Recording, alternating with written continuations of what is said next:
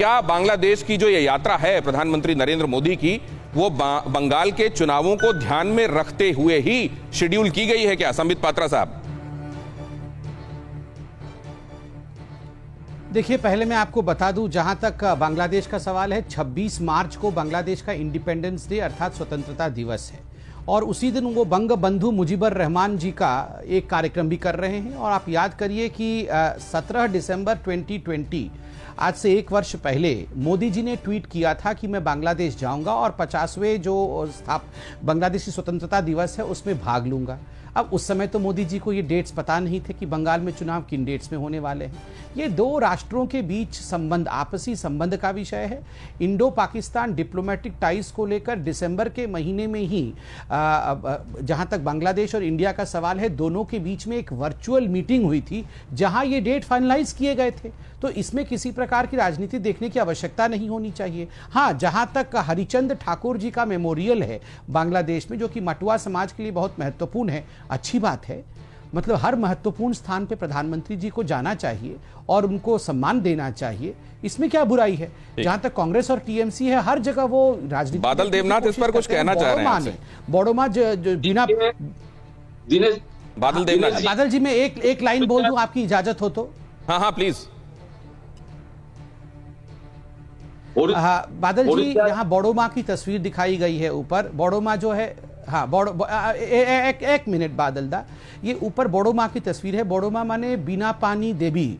अब वो हमारे बीच में नहीं है, उनकी आत्मा को शांति मिले। मगर 102 वर्ष की बिना पानी देवी ने टीएमसी के ऊपर अटैक किया था चिट्ठी लिखकर, और ये कहा था कि जो हमें ममता बनर्जी ने 2016 में हमसे प्रतिज्ञा किया था कि अगर सत्ता में ममता बनर्जी आई तो वो हमें सिटीजनशिप देगी, और आज सीएए में ममता बनर्जी अपने पैर पीछे खींच रही है।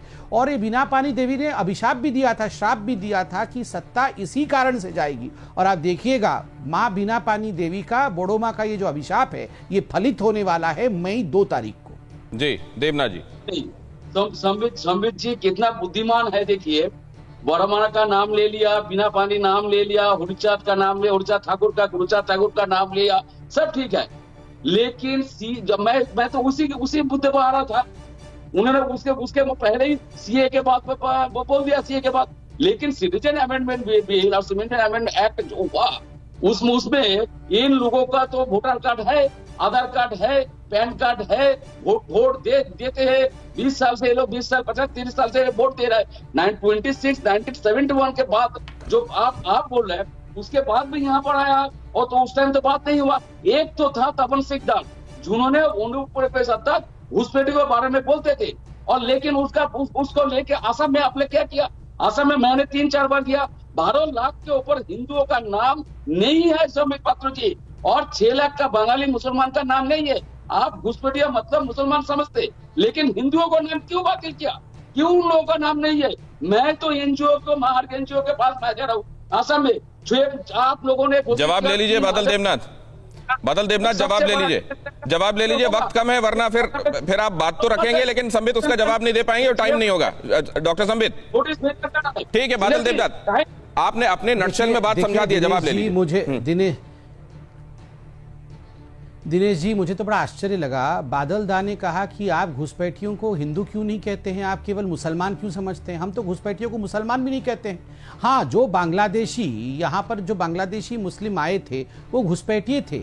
जहाँ तक मतुआ समाज का विषय है, उनको अभी तक सिटीजनशिप नहीं मिली है, और सिटीजनशिप का डिमांड मतुआ समाज और बीणा पानी देवी जी ने खुद किया है। उनको अभी तक सिटीजनशिप नहीं मिली है। ये अलग बात है, कुछ लोगों को आपने कार्ड इत्यादि दे दिया होगा, मगर सिटीजनशिप उनको इंडिया का अभी तक नहीं मिला है।